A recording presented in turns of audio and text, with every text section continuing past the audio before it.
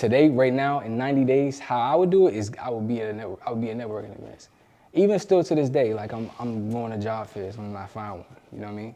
Like that's really the best way. A lot of people they spam apply online, and that's cool. I mean, you might get some callbacks if you do enough. Mm-hmm. But the most effective way is going in person, speaking. You want to be a cloud engineer right now. So really a cloud security engineer, it isn't so much entry level, I wouldn't say that. Okay. But you can decide to say, you know what, let me lock in and focus on the Security Plus. Because if you take that knowledge and then go and make an AWS account, make a Microsoft Azure account, like try this stuff out. We have tools now that you can literally ask ChatGPT, Gemini, you name it, whatever, to, hey, I need a project on cloud security, or I'm working on my skills, I want to know how to build a network. Give me a solution so I can build it out, right? Like you can do these kind of things and put it on your resume, go to a networking event and say, hey, this is what I've done. And you're telling the truth. That's something that you've done. Look, you probably have a Security Plus, maybe even a security clearance, and nobody taught you how to write poems, or how to test a security control, or submit an ATO package. I'm Chris Okpala. A few years ago, I was in your shoes, qualified on paper, but completely lost when it came to RMF. I had the degree, I had the certs, I had the drive, and when somebody said how to test the AC2 control or validate stick findings, I had no clue what that actually looked like. Fast forward 5 years, I worked across DoD and federal agencies, led control assessments, written ATO package, and passed audits. That's why I built RMF Academy, to teach you the real-world execution they don't cover in certification books. Inside, I'll show you how to write a poem and don't get bashed back. Test and validate security controls, translate tech jargon, navigate NIST 853, and RMF with confidence. If you're in IT supporting the government systems or stuck on the edge of cybersecurity, this is your way. The people who go through my training don't just get hired, they hit the ground running because they practice the work before day one. Go to rmfacademy.io and let's get to work. Welcome everybody back to another edition of the Tech Woke Podcast. I'm your host, Chris, an RMF specialist inside the GovTech space. And in today's podcast, we're going to talk a bit about cloud security. And we brought in a good guest today to kind of talk about that and kind of talk about how he got into tech with no experience at all, especially in the cloud security space. So without further ado, we brought on Marc Lawrence. He's the founder of Respected Tech. He has worked with a lot of big companies that's in the GovTech space. And really, I can't name the name of the companies, but he works at some really big companies. He does a lot of hacking, tutorials, and he's been in the cybersecurity space doing everything he can to make sure everything is known, people know about it, and just know that his knowledge is out there. So without further ado, we have Marc Lawrence. How you doing, brother? Yes, sir. Good. Good to be here, man. Now, I appreciate you coming on, especially on a Saturday, you know, and they said it was going to snow. Do you see any snow? I don't see any snow. What you mean? Of course you see snow. Yeah. There's a lot of snow. Right? What you mean? Yeah, I see some. And it's cold. And it's cold. Like 15 degrees. So that's just to say, just respect you for coming out here, just to do this podcast. I know we've been talking, so. Yeah, for a little while, so I'm glad to be here. I'm glad we finally made it happen. Has it been like a year, just off and on? Has it been a year? Yeah, at least a year. Maybe, yeah. I seen you just at a network, and then we just talked from there, and then we just kept slowly. Yeah. And then you doing a lot of things. You had a conference. Yeah. You going to, what it called, DEF CON? Yeah. Black Hat? Yeah, DEF CON. We were Afrotech.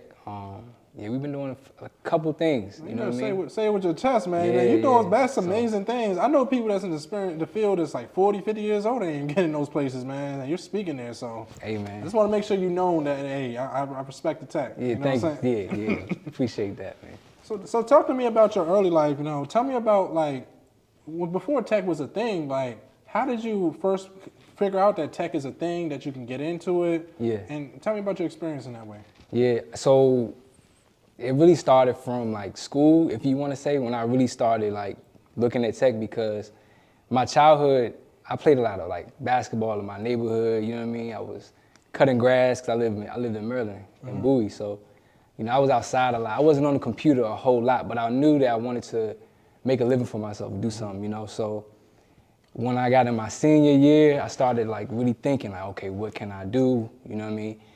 And mind you, I was outside a lot, sweating, and I got allergies. So I'm like, man, I want to do something while I'm not outside, you know what I'm saying? And I knew I was good at math to a certain extent. Like my grades weren't crazy good, but I remember like being in like algebra and stuff like that. And like, I was pretty good at math, and you know, long story short, I was like, you know what, I heard somebody say computer science, so I just went with it. I went to community college, at Anne Arundel Community College, and I was studying computer science, still brand new. I'm learning how to code in Java and all that kind of stuff, but long story short, I built a really good relationship with my teacher in community college. And ended up being like the president of the computer science club. Oh, you did? Yeah. Okay. And at that point, you know, we were doing stuff like playing with Raspberry Pis, things like that. I know Raspberry Pi. Yeah, yeah. It's a cheap computer, like literally. Yeah, you could do like all kind of like quirky stuff on it, you know what I mean? But it was a very brief period. So I was the president for a semester. And I went to school, community college, for a little over a year. When I was in community college, I had a close friend of mine that I cut grass with. His name is Marc. So we business partners. So I'm watching what he's doing. He's seeing what I'm doing. He's a little bit older than me, you know what I mean? So he's at the stage where he's really trying to make a living for himself. Marc, I met, right? Yeah, you might have met Marc. Okay. Yeah, I think you have. But I watched him because I saw he was trying to figure things out. And I knew I wanted to make some money. I knew I wanted to do something like I was telling you. And he went to this boot camp called Year Up. Shout out to Year Up. I know Year Up very well. I was talking to one of the executives in the past, but they really do a good job. For sure. I mean, yeah, it works. It worked for me. It worked for him. When I saw it work for him, that's when I was like, okay. You know, he went there for a year. I'm still in school, you know. I'm doing computer science, doing just enough to pass, but I'm like, I'm not really feeling school, but I know I want to do something. And it worked for him. He got his first job. So I saw that. Literally that next semester, I stopped going to Anne Arundel Community College. I applied, got accepted, and then that whole year, that whole following year, 2019, I just locked in, like focused, you know, and just been, you know, doing it ever since. How did your family feel about that? Like, you know, you just say, I've been going to school and I'm gonna just dip. You know, how did they feel? Yeah, so was my mom. Like, so that was who I had a conversation with. At the time, it was school. It was going to go to school, especially with computers and stuff like that. You know, it's an intellectual type job. You think you need a degree, you know what I mean? So I told Mom, like, I'm not going to go to Anne Arundel no more. I'm going to go to Year Up. And I kind of told her this a little bit before he graduated that program, because I'm still watching, because, you know, I got to see it before I actually, you know, believe it. So I saw that he did it, and I told Mom about it. She said, okay, you got 1 year, you know, and she know how I was about my grades. I do just enough, you feel what I'm saying? She was like, I don't know. And here's the thing, the way this program is, it's not like you just get in there and you just get a job. Like, it's designed for a year. The first 6 months, you know, you get training, so certification training, but you also get like this workforce development type training too. So I'm going there every day with a suit on, and you got to be on time every single day. You got it. It's serious. Oh yeah. So it was to the point where they would give you an infraction if you were late. Oh, dang. They would give you an infraction if you had like a late assignment to you know, on your homework or something like that. Because it was at a school, it was at Northern Virginia Community College. So I'm driving from Maryland, from Bowie, Maryland, all the way to Woodbridge every single day. Woodbridge? Yeah. Oh, man. Ooh. Doing cybersecurity. That's about an hour and some change. Yeah, it's an hour, a little over an hour. Didn't come back with traffic. Yeah, every day. But I was never late, not a single day. And mind you, like, people know me. People that know me, they know I'm late. Like, but when it came to this, I was on time every day. It blew my mind. Like, I didn't have a single infraction. It got to a point where I was just like, I'm trying to compete with people. Like, I'm not about to get a single infraction. You know what I mean? Because I was that focused. I wanted to make a living for myself. You know what I'm saying? So it was that, and then it was like your mom said, like, you got 1 year. You don't know what that 1 year means. And it was that mean. too. You don't know what that means. Exactly, because my mom, that's my mom. You know what I mean? I'm gonna make sure I show up for my mom when I tell them to show up, you know? So when you're doing this Europe program, and just kind of, can you break that down? Like, how does a Europe program work? Like, you just like sign up and then you get picked, or it's like an interview? Like, what's that? Yeah, you apply. So this is what it was for me. I applied in 2018 and I got accepted. Well, I didn't get accepted immediately. I got interviewed first. You know, I'm not sure her name. I gotta remember her name, but it was a lady, she interviewed me. I talked to her about it. She told me a bit about the Europe program, things like that. It was like an application. And then I waited a few weeks and I got accepted. I told people I knew that was in the program to give me the good word. I'm not sure how far that really ran, but. You never know. They'd be like, well, my man Marc trying to get in. Yeah, literally. I'm not sure, but I got in, you know what I mean? Yeah. So that's how I got interviewed, applied, and I got in. Okay, so like with Europe, you're actually working with companies, right? And and it's kind of like, are you getting paid, or how does it work? So you get an internship at a company after your first 6 months. You have to make it to that stage. So if you don't, like, let's say you get too many infractions, then you get cut and you can't get into the internship. You know what I'm saying? But yeah, most of the time it's Fortune 500 companies, and they have like these partnerships, things like that. So that 6 months, I got the Security Plus, the CYSA Plus, and I got like a Splunk certification. Oh, you was knocking them out. Yeah, because I'm telling you, like, that was just what I was on. And they pay for it, right? Or they? Yeah, and that was the cool part. Oh, so they pay for it too. They pay for it, and it's a nonprofit, so you don't have to pay. They pay for your certs, and you get the internship. Oh, okay. Shout out to Europe, man. Yeah, for real, like, it worked. So when you was in this program, you was kind of like, did you start to get because I know when you first heard about it, maybe you was thinking about, oh, maybe it's money. You know, you can make a bag. When did you start getting a love for it during this program? Right. Well, I think when I really started getting the love for it was after the program, really. When I started working professionally. But also, here's the thing too. A lot of the reason why I got those certs in such a short amount of time was because of the people around me.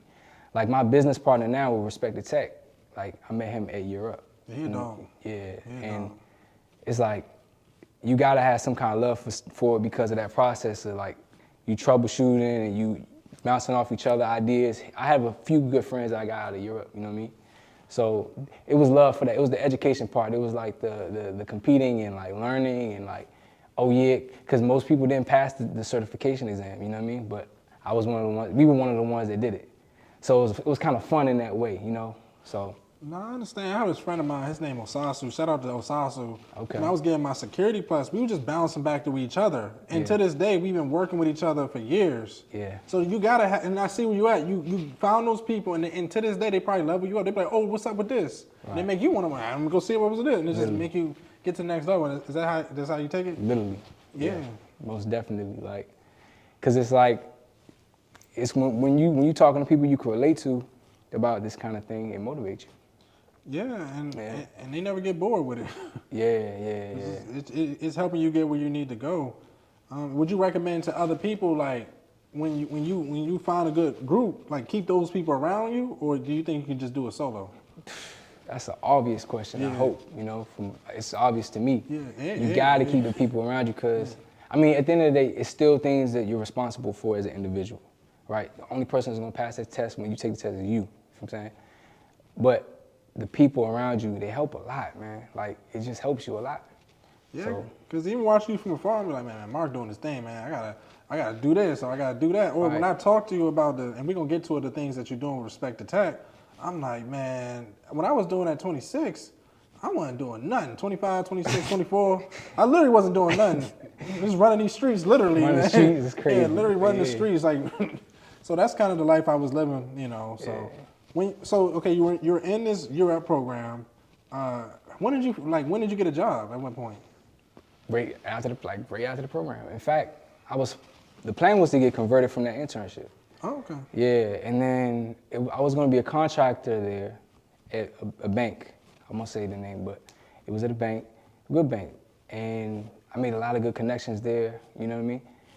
And it just was taking a long time. Like I had graduated the program, and I was still networking and just going to different, really, meetups just to see who was hiring. I was letting people know what certs I had, what I was trying to do, and I was interviewing, so I ended up finding something else because of a referral, and ended up working, you know, at my first company. And you only got the referrals and everything because you was working so hard in the year-out program. Then they was like, "And we take care of you." You know what I'm saying? So that's kind of what happened, right? Yeah. They saw what I was doing. You know what I mean? And I was able to articulate it too. Like when I would go to the whatever event, I would let them know, "Hey, this is what I'm working on. This is what I'm focused on. You know, I see you looking for this. You hiring for that, or you know, this is how I can help." So closed mouths don't get fed, basically. Absolutely. Yeah. You gotta know how to like speak. So, yeah, and then like when you was interviewing, like, did you kind of tell them how you can help them, or was it? For sure. Yeah.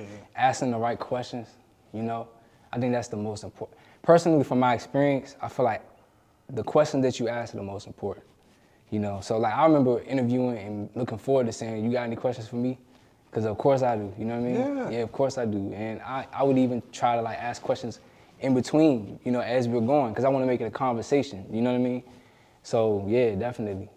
The best advice somebody ever told me, you know, ask them questions so you can know them, let them know like what you can do to help them. Like ask them like, Exactly. do y'all have this? Do y'all have it? This is what I can do. Yes. You know, so that's one of the best things to do. So you got all that, and I know we went through a lot, but Yeah. you did all this within a year, right? Yeah. So to the audience, is it possible, because you know we're in a different tech market, just to kind of get it out the way, like, is it still possible to get a job in 90 days? And if so, how would you do it?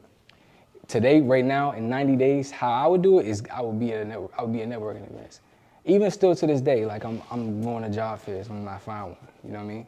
Like that's really the best way. A lot of people they spam apply online, and that's cool. I mean, you might get some callbacks if you do enough. Mm-hmm. But the most effective way is going in person, speaking, bringing that confidence, that energy, and face to face, you know what I mean? And letting them know, hey, this is what I'm doing, this is why I'm interested in what you got going on, because this is what I'm good at. You know what I mean? This is how I can help.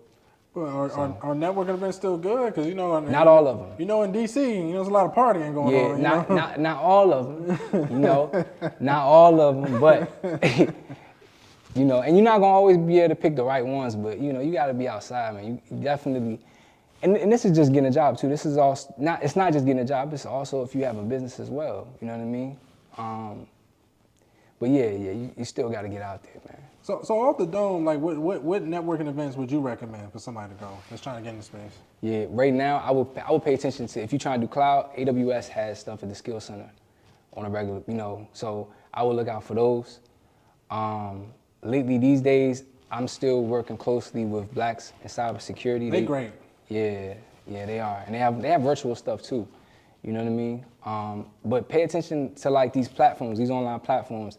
For a while, Meetup was really good for me. Eventbrite was good for me. Nowadays, people are starting to migrate to Luma. I'm starting to see. Luma's good. Yeah. So I mean that too. Like just pay attention to the platforms and look out for those things and just see what's out there. Like just try it out. You know what I mean?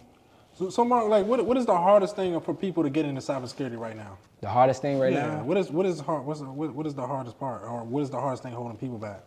I think it's two things, but the first thing really is talking to people. Yeah. Yeah, it's talking to people. That's the first thing, man. Because you gotta know how to act. You gotta ask what you want. Yeah, because even with me, man, I ain't gonna lie. Like when I first started, before I started networking, even with me, like it seems like I'm good at talking to people, but really I'm introverted sometimes. I don't know what to ask, or sometimes I'm kind of iffy. Yeah. But at this point, I'll just ask and consequences later. I mean, you can tell me no. Nah, literally, yeah. Yeah. Yeah, So I agree. So I think that's how you move now. Yeah. Yeah. You know, and it is what it is, you know, but you know your intention, you know what you were trying to do. It's not always gonna work 100% of the time, but don't try to get out of that perfectionist type thing, like just do it. Yeah. So let me ask you about like, so we're gonna get into like some kind of like cloud, like, so can you just break down like, what is the cloud from your perspective? The cloud is really, I think it's a fancy term of explaining somebody else's data center. Yeah. It sounds hot, like it sounds, for a while, you know, it's an attention grabber, I guess, right? But cloud really is, it's somebody else's computer as a service. You know what I mean? You're able to use someone else's servers. For example, AWS, Amazon, they host a lot of web servers, and well, really virtual machines that have all this computing power that you can rent out. And you know, at scale. So you know, if you have a business, you need some web apps running, you can go to them, and you know, they provide that infrastructure for you. Yeah, and I love how you break it down in simple terms, because there's a lot of data centers. You know, data centers are becoming really. There's actually a data center right down the street from me. PG? You know? Yeah. It's like really right there, like literally. So it's like you see all these data centers being built out. Yeah. And that's where a lot of it. That's the cloud. You know, that's a lot of the data is being held in that place. Yeah. And the thing about people always talk about the cloud, they make it seem like it's new. It's not new. It's only been around for like I think 15 years. Yeah, but that's still new. 15 years, I still think it's, well, when you compare it to, because like, man, they've been making computers for a long time. I mean, in the 80s, the 90s, I mean, I think all the stuff is new, just to be real, like all the stuff is new, just computers, period. But yeah, like, and what you're saying, yeah, I feel you, because it's not 3 years ago. Yeah. You know what I mean? It's not like, you know, last year or 2, 3, like, nah, it's definitely come a long way. You know what I mean? And I guess it depends who you ask, because I talked to some older folks, Yeah. they'll be like, man, that's new, man. I don't been talking about that. Or AI, like AI allegedly they'd be like, AI been around since the 90s, you know? So, and they'd be like, well, they talking about it now, you know? So I guess it's who you ask to. It is, yeah. So what is cloud security? You know, and I know that I'm familiar with cloud security. I know what it is, but just to the audience, what's cloud security? It's securing that infrastructure in the cloud. So if you are a business, right, and you have a lot of presence in Amazon Web Services, AWS, cloud security is securing that infrastructure. So making sure that you're in compliance. There's a lot of regulations out now to make sure that you're doing what you need to do in terms of securing your environment. But it's pretty much making sure that your checks and balances are in place so that the bad guys can't get in. Yeah, because even with me, I'm looking into self-hosting now, certain things. A lot of people tell me to host it in like AWS or something like that. And can you break down some of the cloud platforms, and then also can you talk about some of the inherited security that some of those platforms already have that you might not have to worry about? Or Yeah. So the most I'm familiar with is AWS. They also have Azure as well.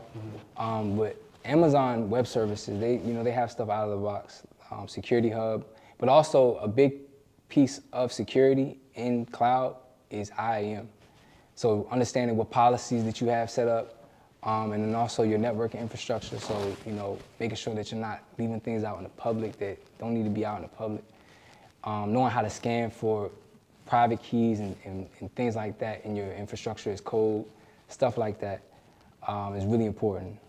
Yeah, I would think, and that's why a lot of these bigger companies they're attacking it. I mean, they're trying to create software, and they're hiring people like us to make sure it's secure, because if something go wrong, it's a lot of money. Yeah. So like if you're a beginner in this space, and if you're a beginner in the cloud security space, like what is some of the mistakes that people make? Overly permissive roles and permissions. Yeah. So like access control? Yeah, access. I am like just overly permissive stuff, giving too much access to things that just don't need it. So how would you remediate that? I know you have things like CloudTrail to see who's like auditing, you know, see who's going through the system, but how would you remediate that? Yeah, it's scanning your network. Okay. Like there's platforms that are specifically designed to check for overly permissive roles, for example. You know, I recommend like automating this stuff. You know, you don't want to have to look into everything, you know, one by one manually. You know, go get those platforms like Prisma Cloud or Wiz, Qualys, stuff like that, and you can scan for that kind of stuff. Not just for vulnerabilities, but overly permissive stuff, things that are in public that don't need to be. Yeah. Now I understand. So like, when you're in the cloud environment, and again, you know, a lot of people like to do things simple. Do you have to learn coding to get in this space? I know you told me you had a computer science, you have to learn coding. No. Oh, you don't? No, not to get in. You don't need to code. But to level up, but it's good to know. It's good to know. You know, I just was interviewing for a position right now, and they're looking heavy for it. So like I'm starting to advance in my career, and I'm noticing that they do want you to know what Python is, what infrastructure as code is, you know, what is Terraform. But at the same time, there's a lot of tools out here now, AI tools specifically, that'll help you along that process, you know. But nah, to get in, you do not need to know how to code. I've gone this long, I've been almost 7 years strong, and it hasn't been a requirement for me, but it has helped me in terms of making API calls and automating little things when I needed to, but it's not a strict requirement, no. Okay, so like, say if I'm a new person trying to get into your space, right? Yeah. What would I need to get to become a cloud engineer or a cybersecurity engineer in that space? If you want to be a cloud engineer right now, so really a cloud security engineer, it isn't so much entry level, I wouldn't say that. Okay. But you can decide to say, you know what, let me lock in and focus on the Security Plus, because if you're brand new, if that's what you mean, if someone's brand new, you at least want to have some kind of guide point to what's some of the language and the verbiage that I need to understand, you know, what are some of the protocols and things of that nature, so that way I'm familiar with what's going on. But then take that knowledge and then go and make an AWS account, make a Microsoft Azure account. Like, try this stuff out. We have tools now that you can literally ask ChatGPT, Gemini, you name it, whatever, to, hey, I need a project on cloud security, or I'm working on my skills. I want to know how to build a network. Give me a solution so I can build it out, right? Like, you can do these kind of things and put it on your resume, go to a networking event and say, hey, this is what I've done. And you're telling the truth. That's something that you've done. That's something you did. You might have even got your Security Plus at that point, and I'm Security Plus certified, you know what I mean? But you can get creative with that, you know? No, you can, and that's what a lot of people holding back, because it's like you literally go to ChatGPT. So I know, like, sometimes, like, when you're getting training or something, you need somebody that's in the space to kind of like guide you, to let you know, or you might need some pointers of what to look for. But literally, you can just type in ChatGPT, this is what I need to know, just to get the baseline. Yeah. It's good. It's still good to talk to somebody in space too, just to get that second opinion. But it's a lot of content online. Like, if you find, you know, somebody on YouTube that, you know, you follow and you're familiar with, you know what I mean, you can kind of use that as a kind of a guiding light. But it's really good to know somebody that's in the space. Like, hey, I'm trying to do this project. Take a look at this. You know, what you think? You know, I've done that. I've had people talk to me. So what is the day-to-day life of a cloud security engineer? Like, what do you do? Man, so the kind of so it's you can do a lot of different things as far as cloud security engineering, and it's kind of a broad thing. You know, you can have different focus areas. For me, I'm a cloud security engineer. I've done, you know, quite a bit of work in it, but the way it really goes is I specialize in knowing the product itself. You know, I work at tech companies that make cybersecurity products, and I just specialize in knowing the product and knowing how it secures the infrastructure, knowing it like the back of my hand, knowing how to communicate that, and then also coaching them through the process, you know. That's really important. So communicating, writing those emails, knowing how to listen for things, you know, knowing the cues in terms of, okay, this is a problem that needs to be addressed. This is a priority for them. You know what I mean? That kind of thing. Yeah, and that. So it can be anything. So it can be kind of like, it's just, and then I know you'll get tickets. So sometimes you get a ticket, you got to resolve. Yeah. And then knowing the product, you got to know it because you got to sell it sometimes. Yeah. And then break it down to people. So you kind of like a SME in that way, right? Yeah, because I work closely with sales teams. You know what I mean? But so another cloud security engineer, to your point, they could be just at one company and they're just monitoring the tickets that are coming in and managing the infrastructure, you know what I mean, doing administrative work, or coming up with solutions to automate certain things. Like, it just really depends, you know. So why do you think cloud in general is important? Like, why do you think cloud security is important? Do you think that's the field that everybody just needs to focus on? I think, so I'll start with the first question. Cloud security is just very relevant right now. It's a lot of folks migrating to the cloud right now. It's easily accessible. I mean, one of the go-to examples I have is Netflix. Like, their whole infrastructure is in the cloud. And it's a reason for that, because they want things to be highly available. We live in an economy, a global economy, where everybody wants things right now. I need so it right now. and you get mad if you don't have it right now, you know what I mean? So being in the cloud, it enables that availability, you know? So if you know how to build in it and help these companies or build in it yourself, you know, if you have an app or anything like that, it's a relevant skill. It's important, you know what I mean? Yeah, it's highly important because, like I said, this is where it's at, and a lot of these big companies can afford it. So it's like, if you get with the big companies, then you're good for life. Yeah, you know, if that's what you want to do, Yeah. for sure. You can do it as long as you need to do it. If you want to go there, because, you know, it can be kind of cut through, you know, in tech in general, if you don't know your knowledge, you know. Oh, yeah. You want to stay on point, you know, but yeah. But Mark, tell me about like some of the tasks that you're doing as in cloud security in general. Yeah, so right now, the main thing, most of the tasks, like day to day, is emails, listening to like clients, knowing the requirement, and then also knowing how to follow up. But I do a lot of troubleshooting on the back end. So like, I'm looking at a lot of logs. I'm also like looking through my platform, you know, because like I said, we build cybersecurity products.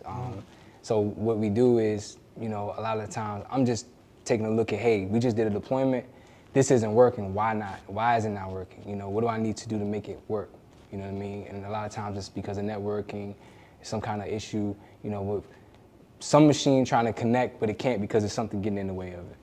No, I got you. So like say if somebody's trying to get a job, right, and you're a hiring manager, right, what are some things that they're looking at so that they can like, okay, I think I should hire this guy, or there's somebody that's trying to come in? Yeah. Like, what are they looking for? Man, they're looking for somebody, from my experience, to be inquisitive.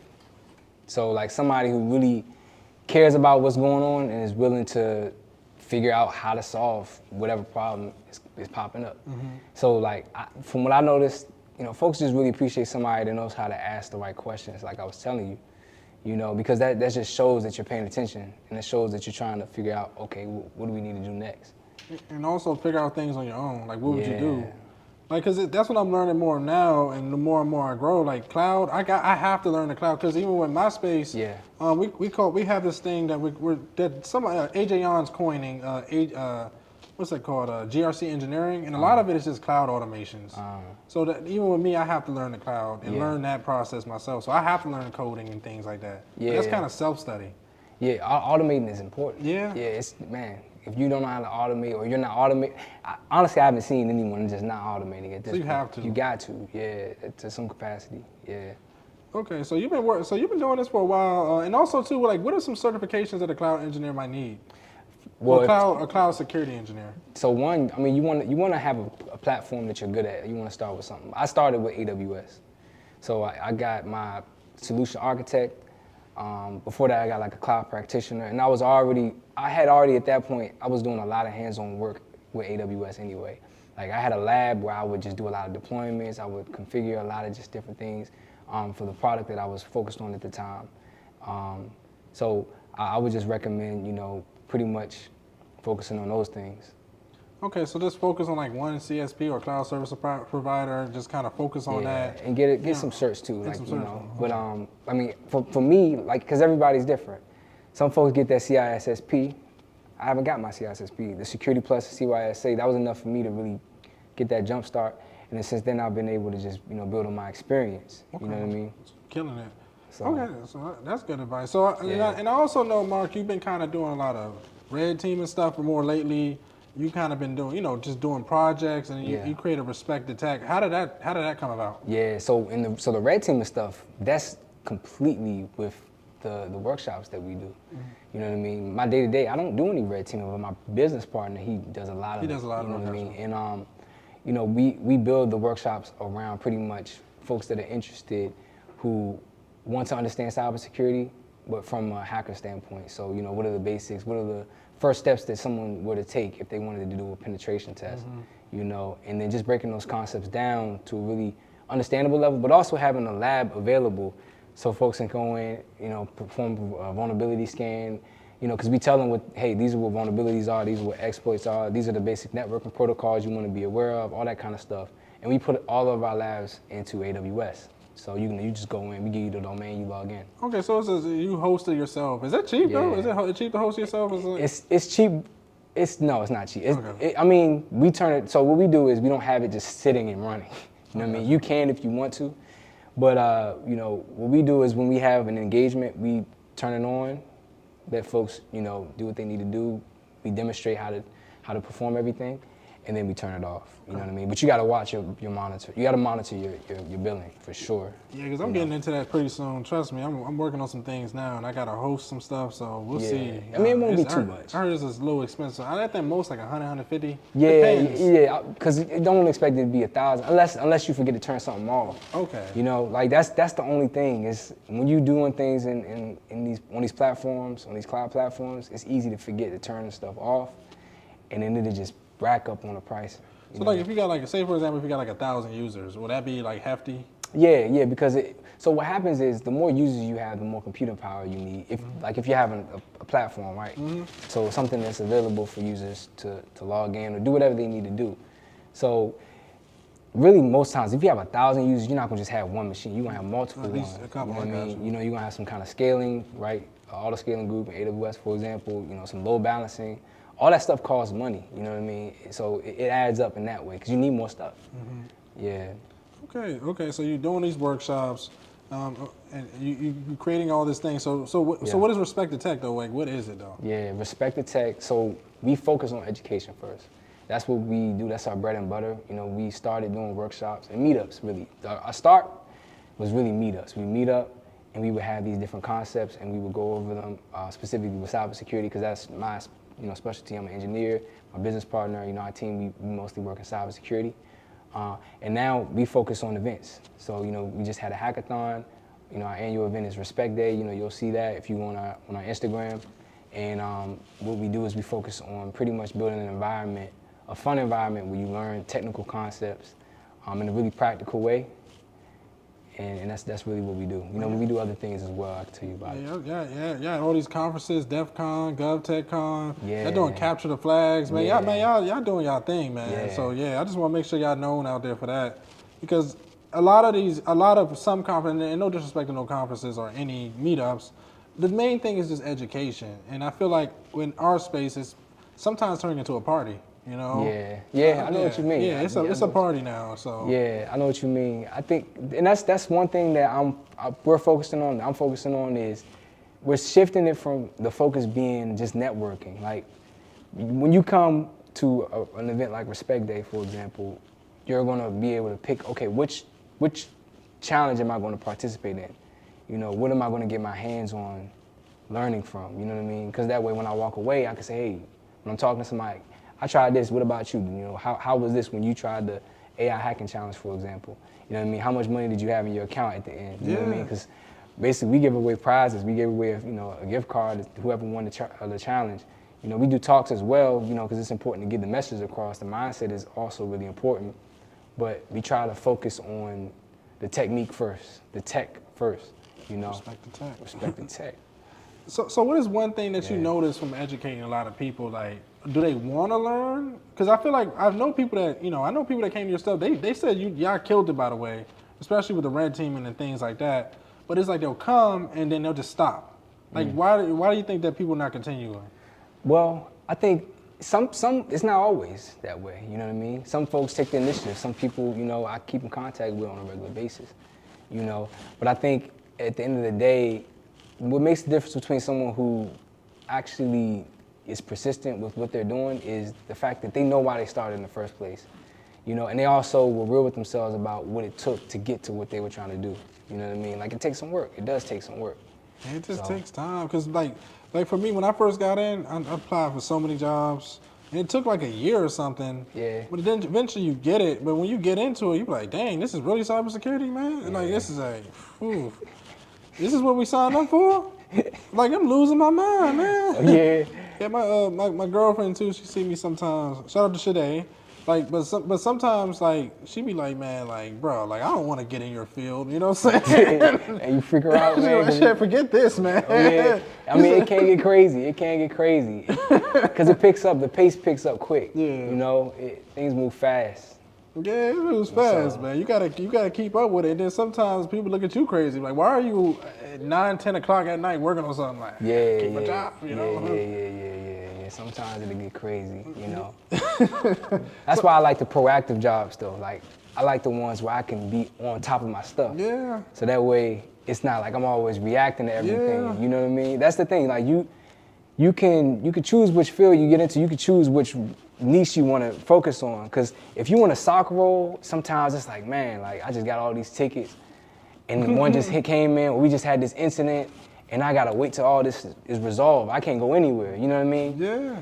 Which is different than an engineer that's just here to build stuff and make sure everything's configured and you good. Cause like where I'm going at, I'm like, I'm doing the risk management, but at some point it's too much. I gotta wait on people. I gotta wait on you to do this. I gotta wait, and then when it don't get done, oh yeah, everything's blamed on me. You know what I'm saying? So I want to get to a point where I can just go do it myself without having like management like getting on you or doing things. So that, I like what you do. So you can like you react. So that before it even come, you see it coming. Yeah, definitely. That's the way I prefer to do things. I try to be proactive. Try to do it first. You know what I mean? Before it happens.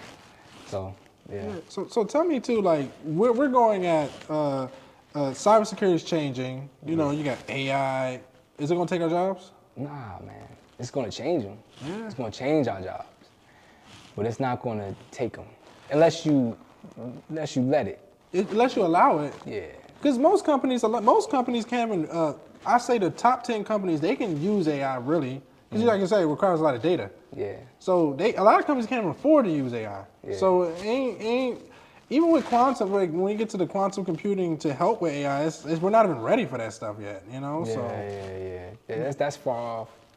But pay attention though. You got to pay attention to what's going on because, you know, we've been talking about automation and, man, you got to pay attention to things that can be automated because that's where AI is really going to take, you know, its effect, which I think it should. I feel like we should let the machines be the machines. And you if know, not the humans. And if you can automate it, because I know people in this industry, and you know people too. There's people that literally made it their business to automate it so good that they legit multi-millionaires. Oh yeah. I know people in the government space that automated it so well or used AI agents before it was even popular. Yeah. Like they legit millionaires. They literally, I be on Instagram. They be in Egypt, Dubai. They just be running around. Like, and I respect that. I respect it. Like, you know what I mean? And that's the way. I mean, we're gonna see more and more of that. We're gonna see more and more agents out here doing all kind of different things that, you know, can be automated. So why not? And also, what are some other tech trends? I know we got quantum. I know we keep talking about cloud. What are you saying that people need to hop on? Well, other than AI and cloud. Yeah, I mean, anything else? Anything else you're saying? Or you think that people should just focus on that? Honestly, yeah, I would. As far as trendy stuff, I mean, it's really AI right now. It seems that way, you know what I mean? And the cloud is also relevant.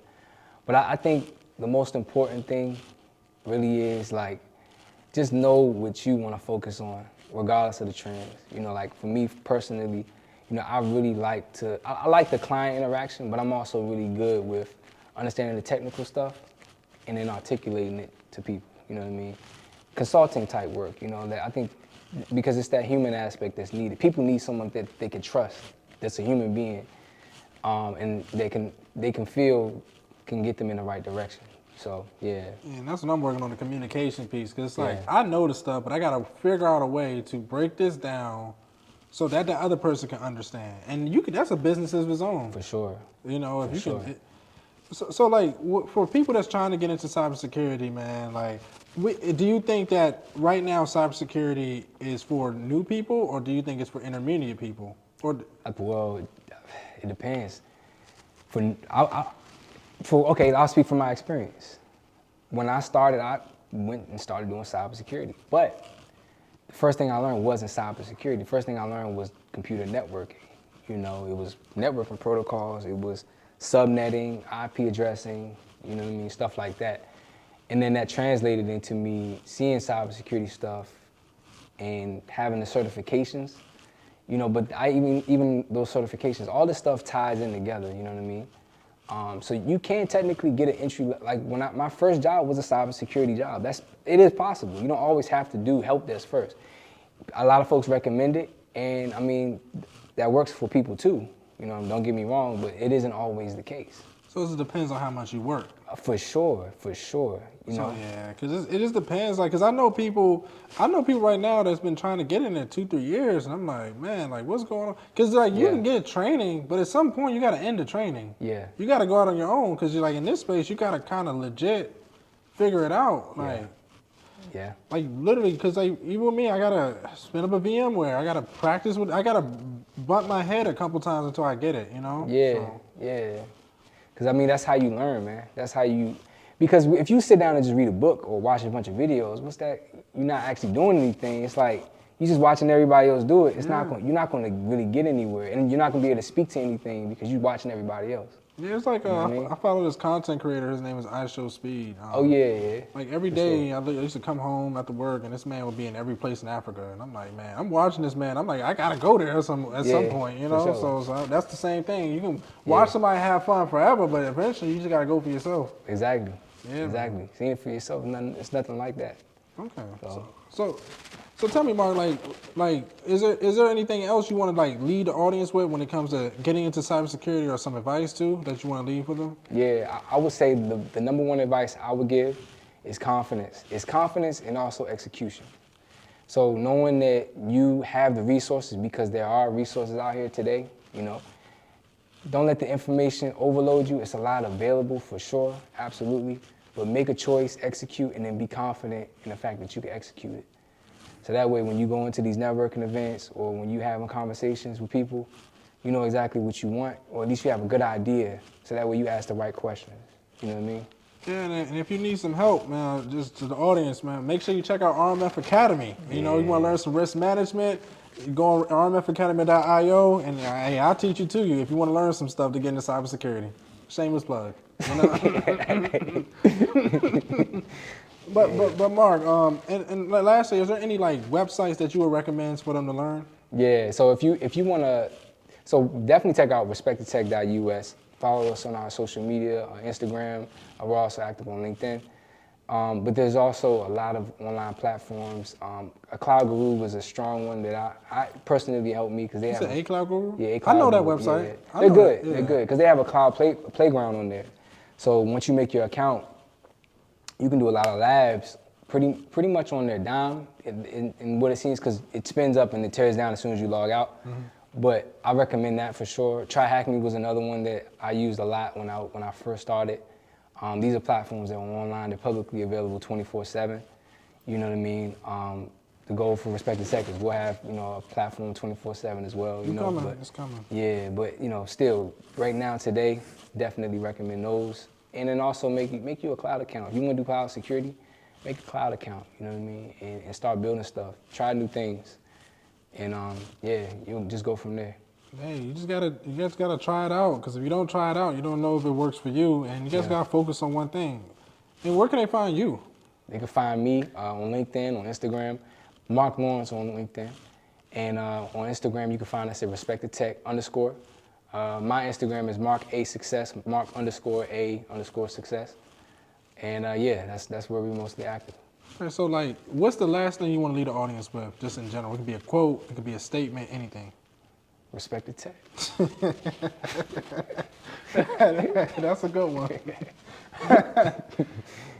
Okay, so thank you, Marc, for coming on the podcast, man. Yeah. I respect the tech, man. Remember, like the video, subscribe to the channel, comment down below. If you're trying to learn about RMF, testing controls, creating documentation, creating poems, make sure you check out rmfacademy.io. So thank you, everybody, for watching the podcast. Peace out. I'll see you on the next one.